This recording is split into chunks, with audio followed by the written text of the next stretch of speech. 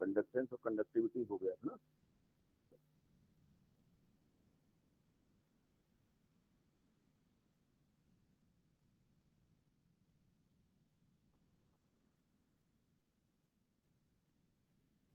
अगर हम बात करते हैं कि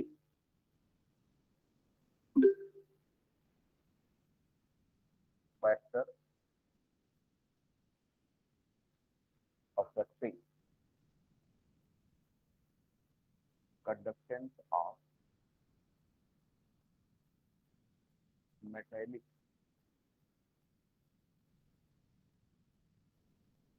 वायर,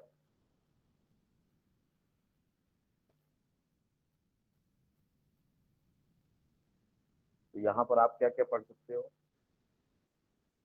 अगर कंडक्टेंस या कंडक्टिविटी की बात करें मेटेलिक वायर की, मेटेलिक वायर कितना ज्यादा कंडक्टिव होगा, तो वहां पर सबसे पहला क्वेश्चन आता है कि जो कंडक्टेंस है वो किसकी वजह से है, मेटल। तो आप बताएंगे वैलेंसी इलेक्ट्रॉन। तो वैलेंसी इलेक्ट्रॉन जितना ज्यादा होगा उसका कंडक्टेंस क्या होगा, उतना ही ज्यादा होगा। यानी आप कह सकते हो कि directly related two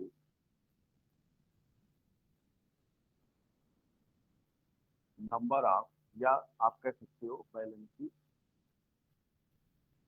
electron, that means greater is the number of valency electron, greater will be the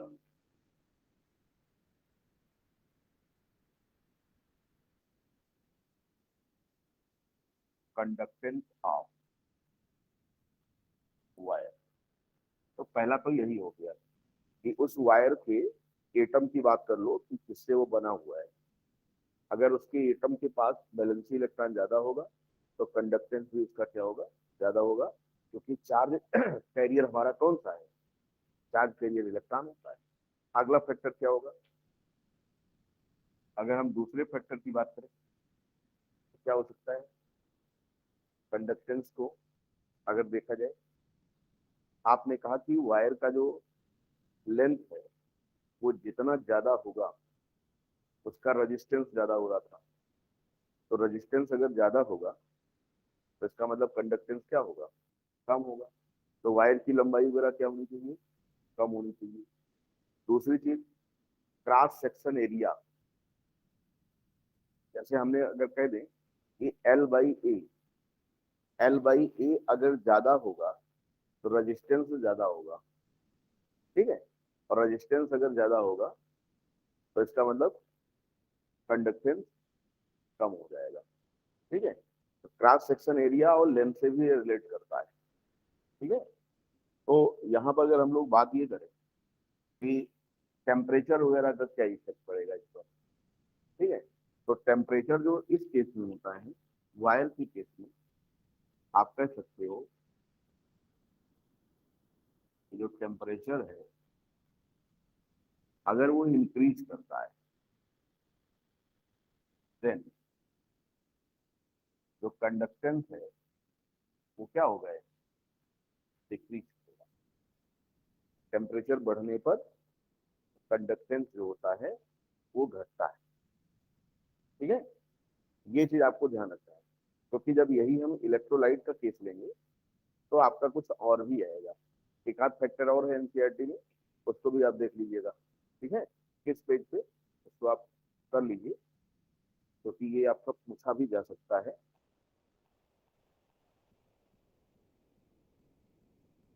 देखो किस नंबर पेज पे है,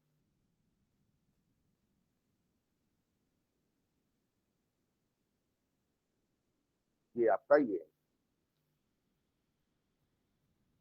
पेज नंबर 74, ठीक है। इस पर आपका पूरा कंपैरिजन भी सिखाया गया है। इस पर नेचर पर भी डिपेंड करेगा, क्यों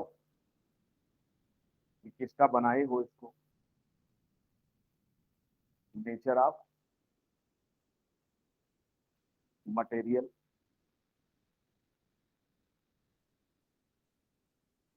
इन्वॉल्व इन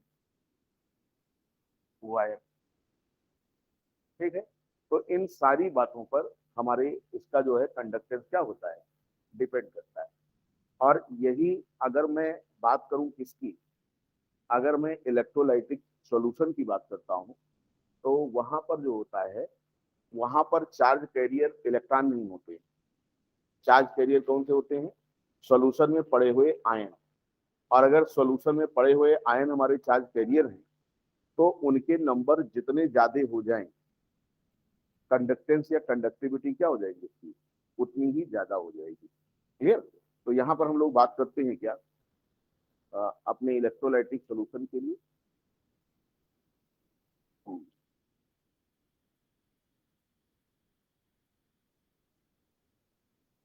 देखो,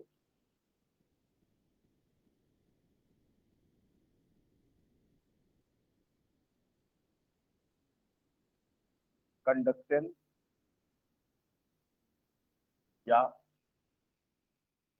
conductivity, conductivity of electrolytic solution is due to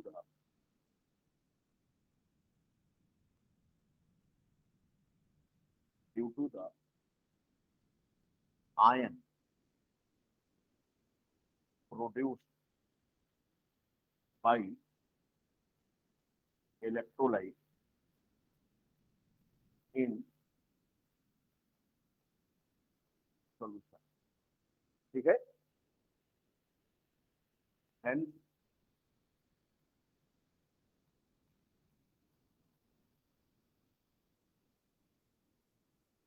the conductivity of solution depends as, देखो पहला क्या हो सकता है, हमारे इलेक्ट्रोलाइट के नेचर पर, यानी नेचर ऑफ इलेक्ट्रोलाइट। ठीक, that means if it is a strong electrolyte, then conductance of solution will be क्या, मोर। ठीक है, सॉल्यूशन का जो कंडक्टेंस होगा वो बहुत ज्यादा होगा। दूसरी चीज देखो आप, नंबर 2, आप कह सकते हो कि नेचर ऑफ सॉल्वेंट, सॉल्वेंट कैसा है, इस पर भी डिपेंड करेगा। नेचर ऑफ सॉल्वेंट, मान लो सॉल्वेंट अभी मोर विस्कस हो जाए, जिसमें आप इसको डाले हो, तो आयन का फ्री मूवमेंट क्या हो जाएगा, वो कम हो जाएगा। और जब फ्री विस्कस मतलब समझते हो, गाढ़ा हो, जैसे अभी शहद में डाल दिया जाए तो आयन दौड़ ही नहीं पाएंगे। ठीक है ना, तो nature of solvent, that means it's polarity and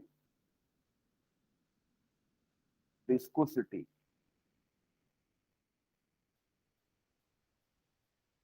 आप कह सकते हो कि अगर पोलैरिटी क्या है, हाई है, एंड विस्कोसिटी क्या है, लो है, देन कंडक्टेंस विल भी क्या, विल भी हाई, क्योंकि आयंस जो होंगे वो आसानी से यहाँ पर दौड़ सकते हैं। क्लियर। इसके बाद की बात अगर हम करें कि टेम्परेचर का क्या रोल होगा यहाँ पर, तो वहां पर टेम्परेचर ने कंडक्टेंस को घटा दिया था, क्योंकि लेंथ और क्रॉस सेक्शन एरिया वहां पर डिस्टर्ब होती है उसी रेशियो। यहाँ पर क्या होगा, अगर यहाँ की मैं बात करूं कि टेम्परेचर का भाई देख क्या फैक्टर होगा यहाँ पर, तो आप बताएंगे कि जब टेम्परेचर यहाँ पर बढ़ाते हैं, अगर टेम्परेचर इसके लिए बढ़ाओगे तो कंडक्टेंस यहाँ पर क्या हो जाएगा, कंडक्टेंस भी आपका बढ़ जाएगा। यानी कहने का मतलब टेम्परेचर जो होता है वो हमारे इलेक्ट्रोलाइट सॉल्यूशन के कंडक्टिंग प्रॉपर्टी को बढ़ा देता है। कैसे बढ़ाएगा, क्योंकि आप जानते हो कि जब उसको टेम्परेचर मतलब दोगे या गर्म करोगे, टेम्परेचर बढ़ाओगे, तो जो डिसोसिएशन होता है वो बढ़ जाता है। बात समझ में आपको, डिसोसिएशन बढ़ जाता है। और जब डिसोसिएशन बढ़ जाएगा तो निश्चित तौर पर आयंस ज्यादा आएंगे, आयंस ज्यादा आएंगे तो इसका मतलब क्या हो जाएगा, वो हमारा वहां पर कंडक्टेंस का बढ़ जाएगा। अब ये अलग बात है कि आयंस क्या अगर बहुत ज्यादा हो तो कंडक्टेंस ज्यादा होगा, तो इस पर हम लोग पढ़ेंगे क्या, डिवाई-हेचल थ्योरी वगैरह आगे आएगी हमारी, वो बताएगी कि जो इलेक्ट्रोफोरेटिक इफेक्ट होता है वो एक दूसरे आयनों पर किस तरह से प्रभावित करता है, वो हम आगे आपको डिस्कस करेंगे। अभी जो यहाँ पर मैंने बोला कि किसी भी इलेक्ट्रोलाइट के सॉल्यूशन का जो कंडक्टेंस होगा वो इन बातों पर डिपेंड करेगा। क्लियर। अब क्वेश्चन ये है कि how we can measure the conductance of electrolytic solution, क्योंकि वायर का तो हम मेजर कर सकते हैं। वायर का कैसे मेजर करते हैं, आप उसका रेजिस्टेंस मेजर कर सकते हो with the help of Wheatstone bridge. आप सिंपल सर्किट में पढ़ते हो व्हीटस्टोन ब्रिज का कंसेप्ट, और उसकी मदद से आप क्या कर सकते हो, उसका रेजिस्टेंस निकाल सकते हो। रेजिस्टेंस का रेसिप्रोकल कर लेंगे, कंडक्टेंस आ जाएगा। बात तो समझ में आ रहा है। तो वायर का निकालना तो इजी है, बट हमारे लिए जो सबसे समस्या आती है कि वो हम इस सॉल्यूशन का रेजिस्टेंस कैसे मेजर करें जिससे हम कंडक्टेंस या कंडक्टिविटी पर जाएं। तो क्वेश्चन ये उठता है कि किस किस प्रकार की समस्या आप यहाँ पर फेस करोगे। तो आपने कहा सर पहली समस्या यही है कि हम किसी भी सॉल्यूशन को वायर के फॉर्म में कैसे लाएं, क्योंकि सॉल्यूशन है वो वायर तो है नहीं कि आप जहां चाहो वहीं फट से जोड़ दो। तो हमने कहा ये बात तो सही है कि आप सॉल्यूशन को वायर के फॉर्म में ड्रा नहीं कर सकते हो। तो एक समस्या तुम्हारी ये आ गई। फिर आपने कहा साहब कि अगर हम यहाँ पर डीसी करंट का इस्तेमाल करते हैं, मान लिया जाए कि किसी भी तरह से हम जो है वायर के फॉर्म में सॉल्यूशन को ले भी आए, तो हमारे लिए एक समस्या और आ रही है। हमने कहा वो क्या है, कहीं साहब अगर मैं उसमें डीसी करंट पास करूंगा तो हो सकता है जो हमारे इलेक्ट्रोलाइट हैं उनके नेचर पर कुछ डिस्टर्बेंस हो जाए, हो सकता है उसमें कुछ रिएक्शन वगैरह भी हो जाए। तो ऐसी कंडीशन में क्या करेंगे आप, हमने कहा ये भी बात समस्या प्रॉब्लम तो है। तो हमने कहा इसको दूर करने के लिए क्या करो, आप क्या कर सकते हो, कौन सी करंट यूज करो, आप दूसरी करंट ले लें। यानी अगर रिएक्शन होने के चांस है, क्योंकि इलेक्ट्रोलाइसिस में आप पढ़ते नहीं हो कि अगर उसमें क्या कहते हैं वो पास कर दिया जाए डीसी करंट बैटरी लगा करके, तो फैराडे इलेक्ट्रोलिसिस नहीं हो जाती थी, आयन डिपॉजिट या डिस्चार्ज होने लगेंगे जाकर के। तो ऐसे में तो हमारे लिए समस्या है, क्योंकि वहां पर इलेक्ट्रोलाइसिस में क्या होता है, रिएक्शन हो जाता है। तो इसे कैसे अवॉइड किया जाए, तो इन्होंने कहा साहब ऐसा करो कि आप डीसी ना यूज करो, आप एसी यूज करो। तो ये प्रॉब्लम भी आपकी क्या हो जाएगी, समाप्त हो जाएगी। और व्हीटस्टोन ब्रिज के माध्यम से आप इसका वो कर सकते हो। तो कहीं साहब वायर में कैसे ले जाओगे, तो कहीं साहब कंडक्टिविटी सेल आती है, और कंडक्टिविटी सेल में क्या होता है, जो सॉल्यूशन को जब डालोगे तो जो लेंथ और क्रॉस सेक्शन एरिया हमारे कंडक्टिविटी सेल की होगी वही हमारे क्या हो जाती है, वो हमारे सॉल्यूशन की हो जाती है। और फिर आपकी समस्या क्या हो जाएगी, दूर हो जाएगी। तो एक पॉइंट आप लिखो कि इसका एक्सपेरिमेंटल मेजरमेंट कैसे करते हो। ठीक है, इसको बेटा उतार लिया भाई, इसको कॉपी किया, कॉपी करते रहिए क्योंकि किताबों में बहुत ढेर सारा कचरा है।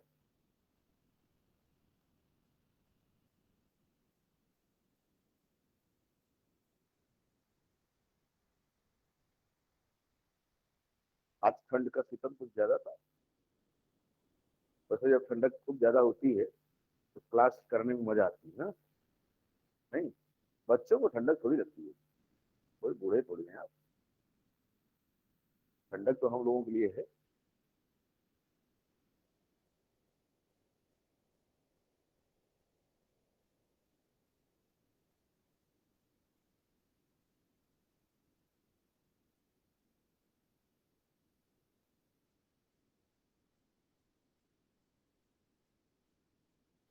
देखो नेक्स्ट हम लोग करेंगे क्या, measurement of conductivity of ionic solution, हम इसकी बात करने वाले हैं। ठीक है,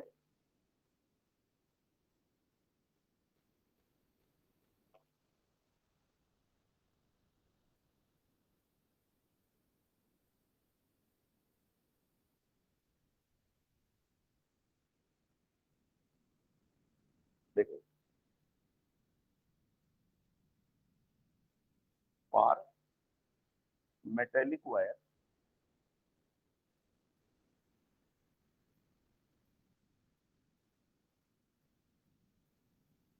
the conductance can be measured with the help of Wheatstone bridge। पहले इसके कंसेप्ट को हम लोग समझते हैं। Wheatstone इक्विवेलेंस रूल क्या होता है?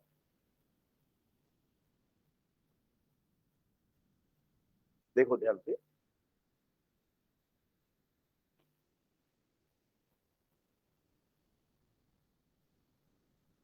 अभी कनेक्ट मत करिएगा इसको। देखिए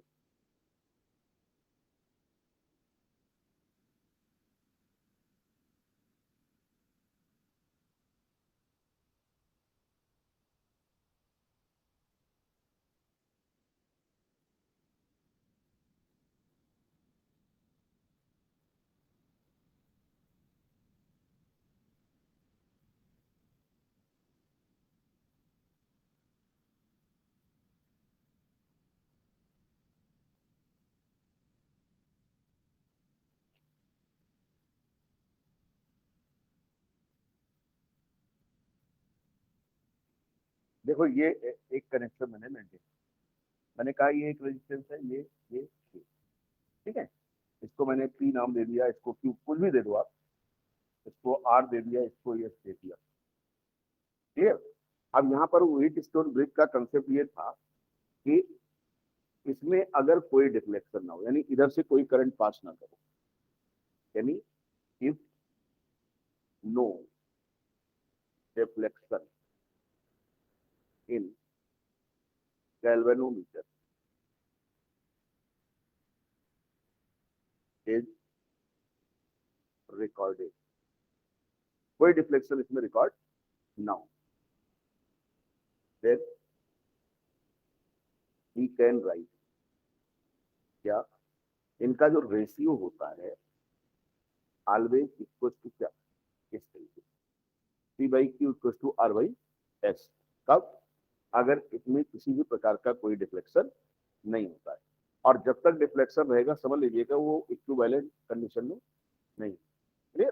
तो हम यहाँ पर रेजिस्टेंस क्या करते हैं, जैसे हमें मालूम है ये आपका अननोन है, सपोज ये अननोन है, तो इसकी रीडिंग में किसी प्रकार का कोई चेंज ना आए, हम इनको बदल बदल के लगाते हैं, और जिस पर ये सेटिस्फाई हो जाए, समझ लेना कि व्हीटस्टोन ब्रिज का जो कंसेप्ट था वो हमारा पूरी तरीके से अप्लीकेबल हो जाएगा।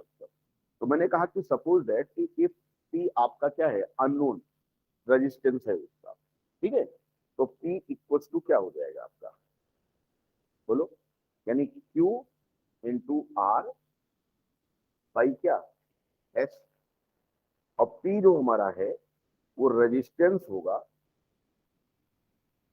रेजिस्टेंस ऑफ अननोन क्या, वेयर, और जब इसका रेजिस्टेंस तुमको मिल गया बाई मीन्स ऑफ दिस, क्योंकि आपको क्यू मालूम है, आपको आर मालूम है, आपको यस मालूम है, तो पी मेजर करने में कोई प्रॉब्लम आई आपकी? और अगर पी आपको मिल गया तो आपने कहा साहब कि जो कंडक्टेंस होता है यानी जी, वो क्या होता है, 1/r रेसिप्रोकल ऑफ रेजिस्टेंस।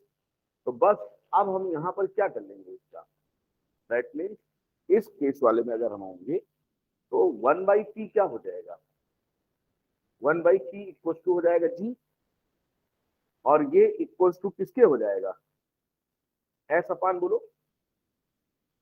देखिए, तो हमारे किसी वायर का जो अननोन वायर है, अगर उसका रेजिस्टेंस हमें निकालना है तो हमारे लिए सबसे बढ़िया एप्लीकेशन किसका आता है, व्हीटस्टोन ब्रिज का। आप सेटिस्फाई करके इस फार्मूले से आप जा सकते हो, कॉपी करो थोड़ा। व्हीटस्टोन ब्रिज का कंसेप्ट यही है आपका।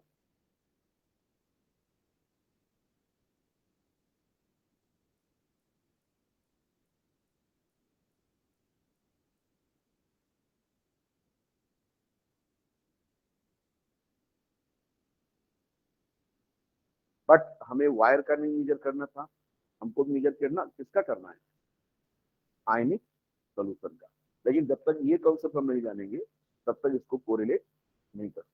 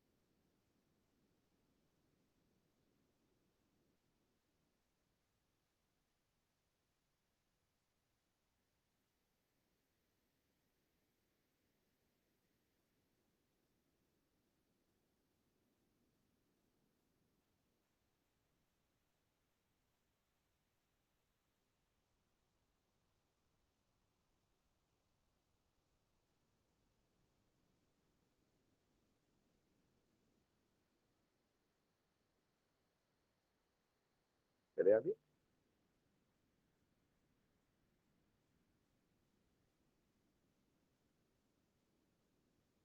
आप देखो यहाँ पर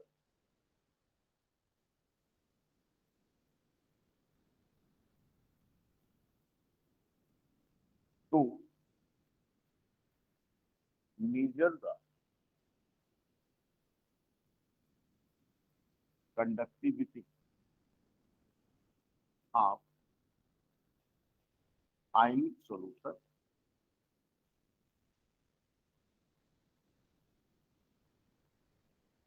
with the help of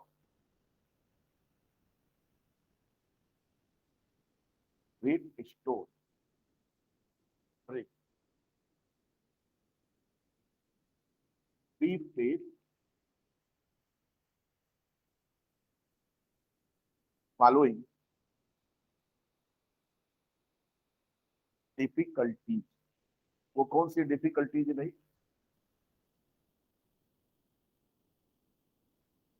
पहला है क्या, solution can not be drawn as wire. Solution को आप वायर के रूप में ड्रॉ नहीं कर सकते हो, सबसे बड़ी समस्या है।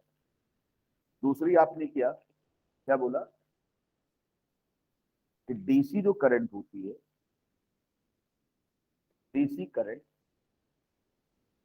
When passed through solution it change the composition of solution, क्योंकि वहां पर रिएक्शन वगैरह हो जाएगा। ये समस्या आई हमारे लिए। ठीक, तो ये दो प्रॉब्लम अपने लिए बड़ी जबरदस्त थी। तो हमने कहा कि इसको अवॉइड कैसे किया जाए, इसको दूर कैसे किया जाए इस समस्या को।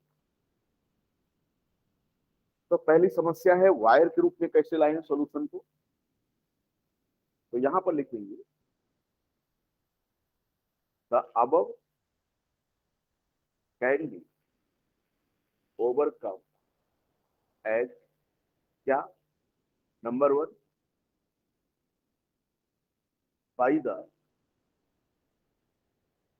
Use of conductivity cell. हम कंडक्टिविटी सेल का इस्तेमाल करेंगे, कंडक्टिविटी सेल। और दूसरी समस्या हमारी जो थी डीसी वाली, तो हम यहां लिख देंगे कि at the place of DC we can use AC. अब क्वेश्चन ये है कि कंडक्टिविटी सेल का जो कंसेप्ट यहाँ पर मैंने लिखा, ये क्या चीज है? कंडक्टिविटी सेल को कैसे हम लोग यहाँ पर डिफाइन करेंगे, किस तरीके से इसको जो है वो करेंगे। तो आइए बात करते हैं कि कंडक्टिविटी सेल हमारी होती क्या है। ठीक है,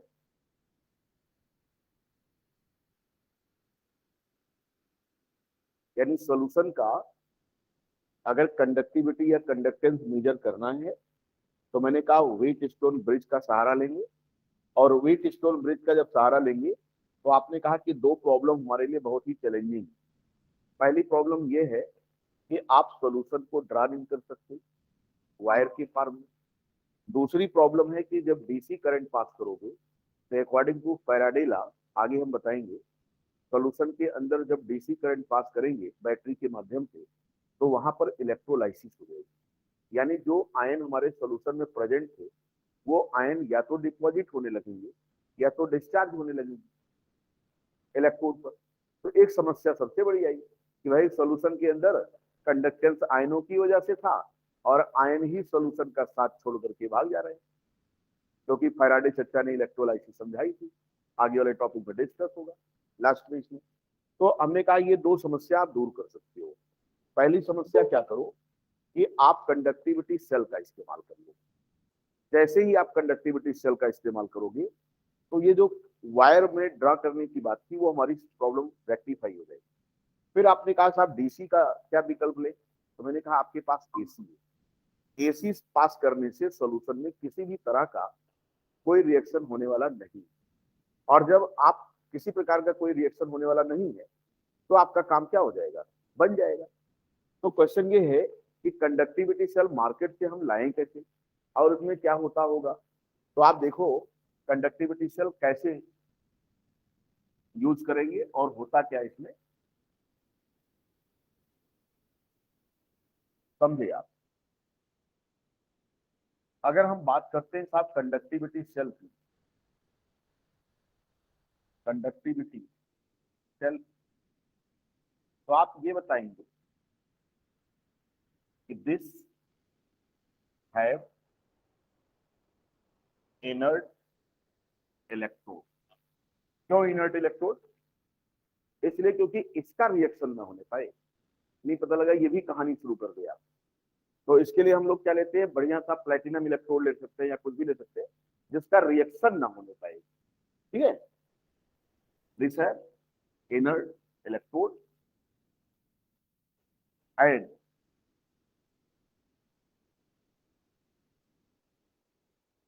and of fixed cell constant. Cell constant इसका क्या होता है? फिक्स होता है। और सेल कांस्टेंट को हम लोग कैसे डिनोट करते थे? ये होता है एल बाई ए। एल क्या है? कंडक्टिविटी सेल की लंबाई। ए क्या है? कंडक्टिविटी सेल का क्रॉस सेक्शन एरिया। क्लियर? तो अब यहां पर हम लोग जो बात करते हैं,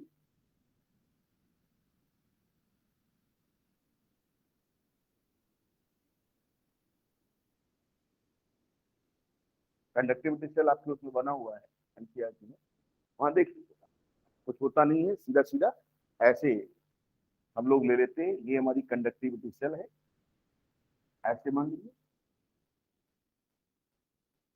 ठीक है, और यहाँ पर ऐसे लगाया गया है, और ऐसे ही यहाँ पर भी लगाया गया है।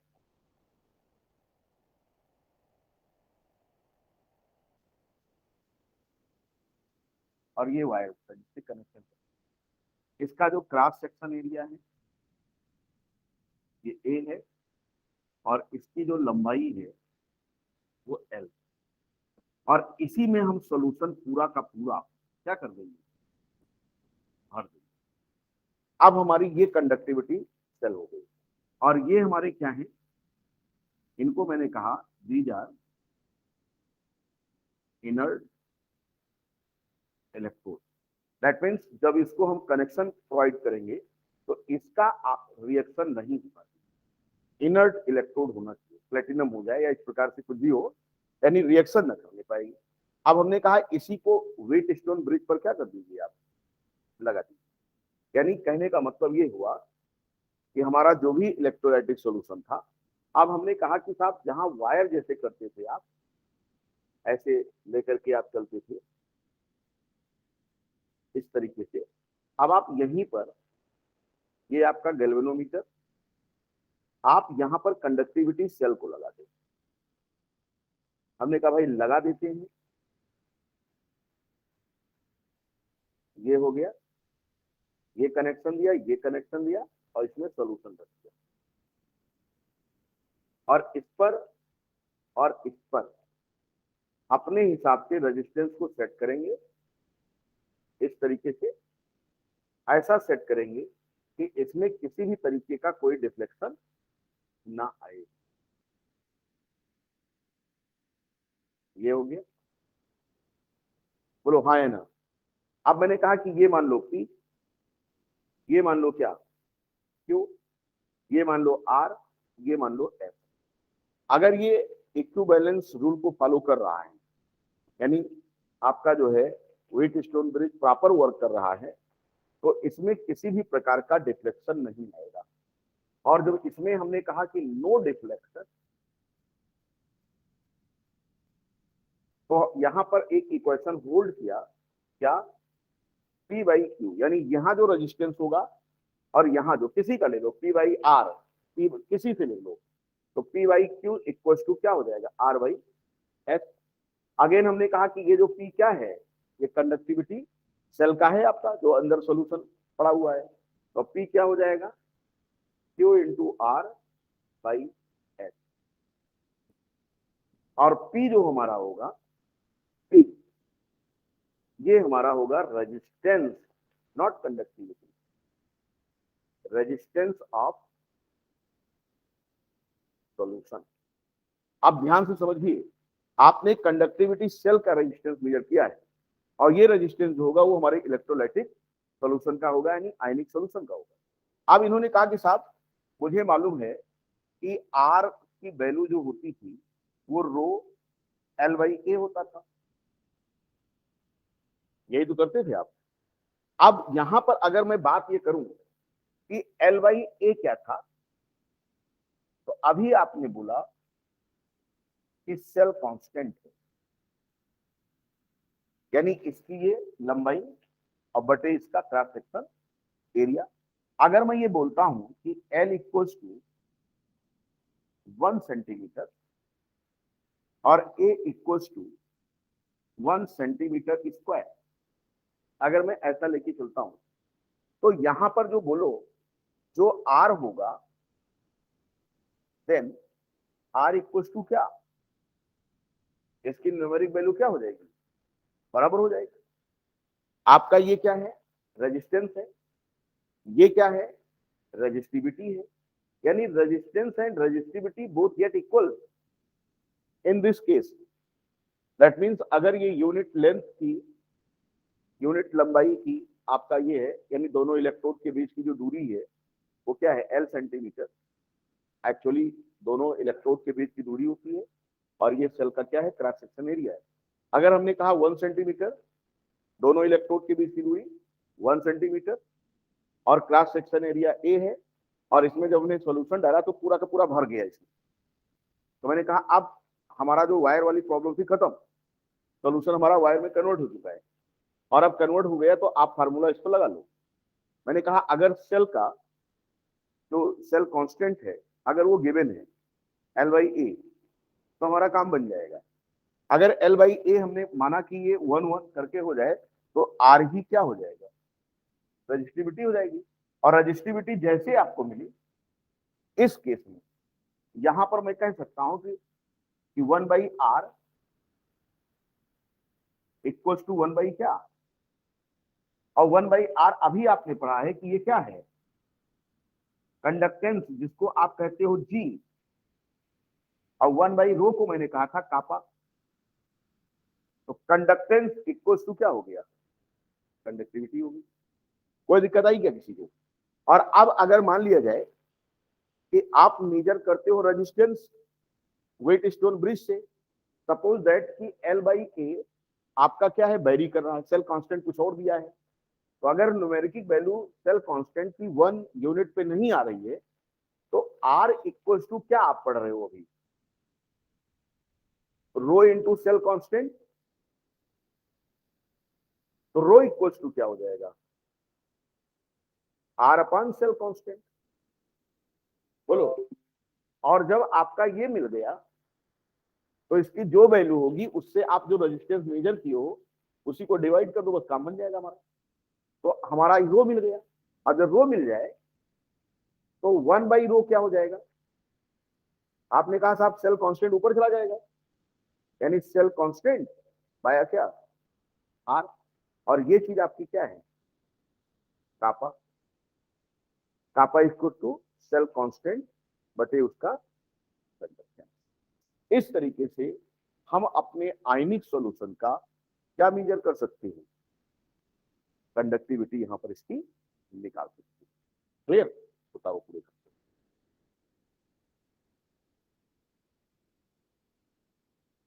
यानी कंडक्टिविटी सेल का कंसेप्ट है कि दोनों इलेक्ट्रोड के बीच की दूरी जो होती है वो L होती है, ये ध्यान रखिएगा।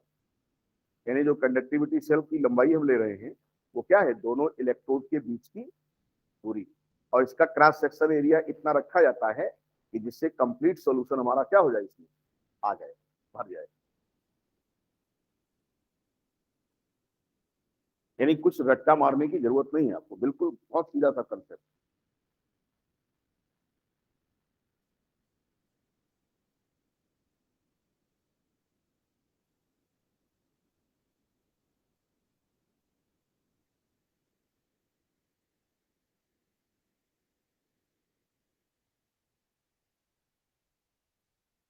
तो आज हमने आपको क्या क्या सिखा दिया कि आपके वायर के कंडक्टेंस पर किसका किस असर पड़ता है, और क्या सिखाया, अपने सॉल्यूशन की कंडक्टेंस या कंडक्टिविटी पर किसका असर पड़ता है।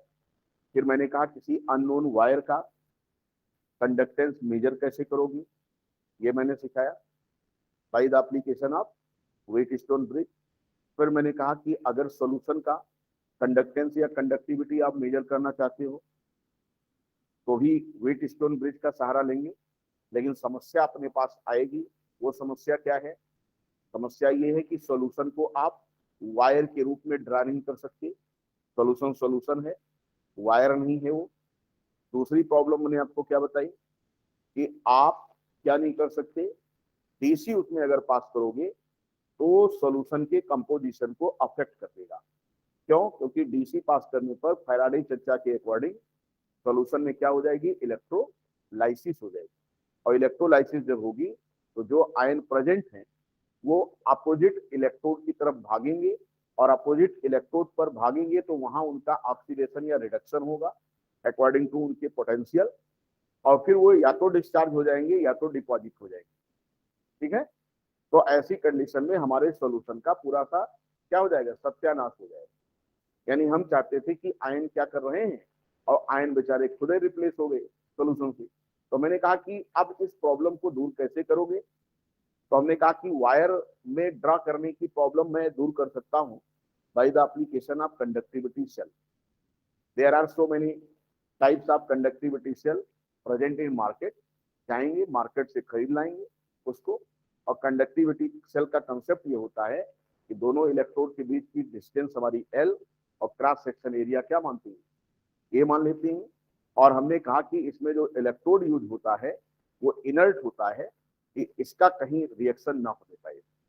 अब कंडक्टिविटी सेल में सॉल्यूशन को भर करके व्हीट स्टोन ब्रिज के आर्म पर हम सेटिस्फाई करेंगे, bye means of known resistance, और जैसे ही सेटिस्फाई करेंगे गैल्वेनोमीटर में किसी भी प्रकार का कोई डिफ्लेक्शन नहीं आएगा। आप चाहो यहाँ बैटरी जो बनी है बैटरी नहीं हुई है, समझ लीजिएगा, डीसी यूज कर रहे हैं, सॉरी एसी यूज कर रहे हैं, ठीक है ना, बैटरी समझ लो वहां। तो ऐसी कंडीशन में क्या होगा, जैसे सेटिस्फाई होगा तुरंत ही हमारा क्या हो जाएगा, इसका कंडक्टिविटी सेल का रेजिस्टेंस आ जाएगा। कंडक्टिविटी सेल का रेजिस्टेंस जैसे आएगा वही हमारे सोल्यूशन का रेजिस्टेंस होगा। फिर उसको हम यहाँ पर क्या करते हैं, इस वाले फार्मूले में सेटिस्फाई करेंगे, और इस वाले फार्मूले में मैंने बताया कि एल बाई ए हमारा क्या है, सेल का कांस्टेंट है, और वो इसका एक फिक्स वैल्यू होती है, वो बताएगा कि कितना है सेल कांस्टेंट। हमने कहा कि अगर L 1 centimetre, cross section area 1 centimetre square हो, तो जो रेजिस्टेंस है वही आपकी रजिस्टिविटी हो जाएगी। फिर मैंने कहा कि इसका रेसिप्रोकल ले लो रेजिस्टेंस का, तो आपका क्या आ जाएगा, कंडक्टेंस आ जाएगा, और कंडक्टेंस रजिस्टिविटी का रेसिप्रोकल लोगे तो कंडक्टिविटी हो जाएगी। तो इस तरीके से अगर एल बाई ए हमारा 1 यूनिट पर आ जाए तो हमारा जो कंडक्टेंस है वही कंडक्टिविटी हो जाएगा, और हमारे सोल्यूशन का कंडक्टिविटी आसानी से निकल आएगा, जो कि वेट स्टोन ब्रिज के माध्यम से नहीं निकल पा रहा था, क्योंकि वहां पर वायर नहीं बन रहा था और डीसी उसके नेचर को चेंज कर रहा। ठीक है, तो ये पूरी समस्याएं हमारी क्या हो गई, एक तरफ वो सॉल्व हो गई। और अब हमने अपने सोल्यूशन का कंडक्टेंस या कंडक्टिविटी क्या कर लिया, मेजर कर लिया। अब क्वेश्चन ये है कि किसी भी इलेक्ट्रोलाइट सॉल्यूशन का जो कंडक्टेंस होता है या जो उसकी कंडक्टिविटी होती है वो उसके कंसंट्रेशन वगैरह से भी क्या रिलेटेड होती है, तो आंसर है यस। और जब हम सॉल्यूशन के कंसंट्रेशन की बात करते हैं तो अपने पास कंसंट्रेशन मेजर करने की 2 यूनिट मैंने सॉल्यूशन में पढ़ाई थी। एक मैंने कहा था मोलरिटी के टर्म में, और दूसरा मैंने आपको बताया था नॉर्मलिटी के टर्म। तो क्या हम कंसंट्रेशन के टर्म में भी सॉल्यूशन के कंडक्टिविटी को डिफाइन कर सकते हैं, तो आपने कहा हाँ सर डिफाइन कर सकते हैं, आप उसको डिफाइन कर सकते हैं। तो मैंने कहा 2 प्रकार के कंडक्टिविटी या कंडक्टेंस की बात हम यहाँ पर करेंगे। वो हमारा होता है मोलर कंडक्टिविटी या मोलर कंडक्टेंस, ठीक है, जब सेल कांस्टेंट 1 यूनिट पे रहेगा तो दोनों बराबर हो जाएंगे। तो यहाँ पर अगर हम मोलर कंडक्टेंस या कंडक्टिविटी की बात करते हैं तो सीधा सीधा आंसर हो जाएगा कि 1 मोल इलेक्ट्रोलाइट के द्वारा जो कंडक्टेंस प्रोवाइड हो रहा होगा वही हमारी क्या हो जाएगी, मोलर कंडक्टिविटी या कंडक्टेंस हो सकता है। तो इसी तरह मैंने कहा कि भाई इक्विवेलेंट कंडक्टिविटी क्या होगी या इक्विवेलेंट कंडक्टेंस क्या होगा, तो आप सीधा सीधा बोल देंगे क्या कि 1 इक्विवेलेंट या 1 ग्राम इक्विवेलेंट के द्वारा जो कंडक्टेंस प्रोवाइड होगा, यानी सॉल्यूशन का कंसंट्रेशन अगर 1 ग्राम इक्विवेलेंट हो जाए, यानी 1n हो जाए या 1m हो जाए, 1m हुआ तो मोलर कंडक्टेंस, 1n हुआ तो इक्विवेलेंट कंडक्टेंस। तो यहाँ पर अब हम लोग बात करेंगे कंसंट्रेशन से रिलेशन इसका, यानी हम पढ़ेंगे molar conductivity and equivalent conductivity. आइए उस पर कुछ बात करते हैं। तो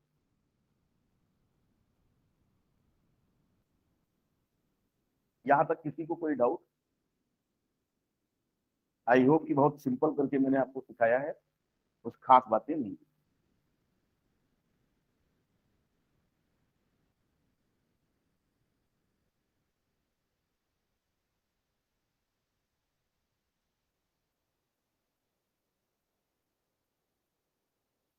मोलर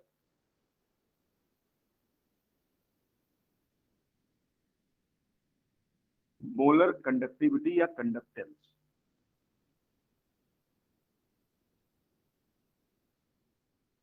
कंडक्टेंस करें, यहां से समझ लीजिएगा मोलर कंडक्टेंस या कंडक्टिविटी, इसको हम लोग ऐसे दिखाते हैं लेमडा एफ, ये टर्म आता है। ठीक, तो आप क्या बोलेंगे कि इसका जो डेफिनेशन होगा वो क्या होना चाहिए, कंडक्टेंस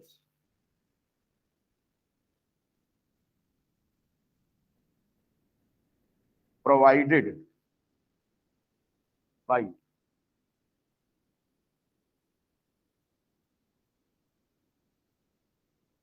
1 मोल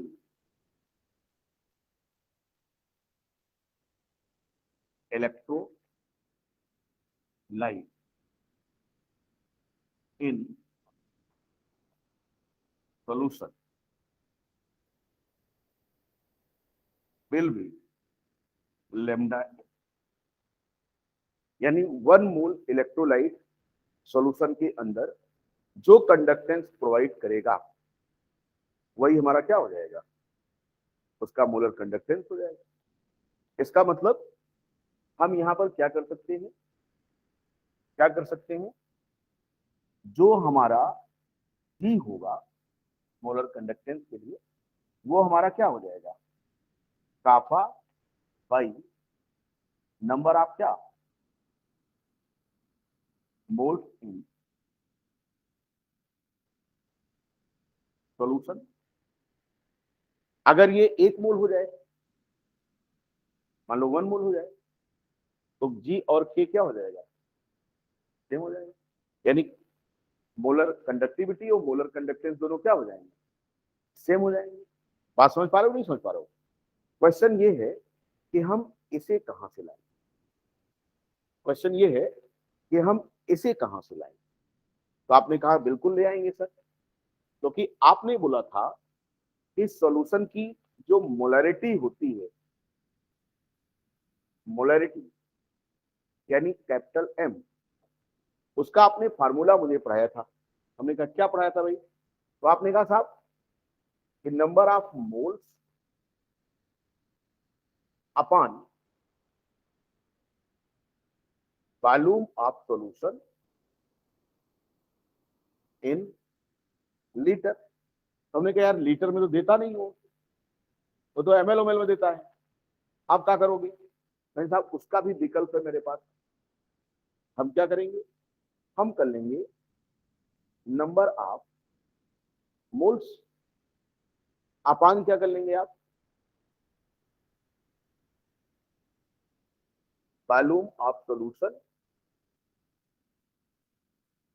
इन क्या, ml, और इसको 1000 से डिवीजन कर देंगे। आप 1000 के ऊपर क्या कर लो, मल्टीप्लाई कर लो। हमने कहा बिल्कुल सही बात है, आपने तो बिल्कुल पते की बात की है। तो ये m हो गया। हमने कहा लेकिन मुझे तो चाहिए नंबर ऑफ मोल, तो हम कैसे करेंगे? तो मैंने कहा साहब नंबर ऑफ मोल्स पाने के लिए आप मोलरिटी को volume of solution in ml करो और उसको 1000 से क्या कर दो, डिवीजन कर दो, बस आपको नंबर ऑफ मोल्स मिल जाएगा। यानी number of moles equals to molarity into B क्या, ml बाया क्या 1000। तो हमने कहा क्या अब इस फार्मूले में आ सकते हो आप, तो आपने कहा बिल्कुल आ सकते हैं। देन G इक्वल्स टू क्या हो जाएगा, G ये आपका क्या हो जाएगा, कापा इंटू क्या M इंटू क्या B ml में अपान क्या, बस आपने कहा G इक्वल्स टू अब हो जाएगा कापा इंटू 1000 बाया मोलरिटी इंटू क्या वॉल्यूम किसमें, ml। और यही G आपका क्या है, लेमडा, लेमडा क्या है ये m हो गया। यानी कंडक्टिविटी इंटू 1000 अपान मोलरिटी इंटू वॉल्यूम ml। बस कॉपी कर लो, मोलर कंडक्टेंस आपको मिल गया। इसके आगे की कहानी हम लोग देखेंगे कल इक्विवेलेंट कंडक्टेंस आपको सिखाएंगे और उसके बाद फिर इनका वेरिएशन देखेंगे हम लोग, ठीक है? क्यों भाई सेजल?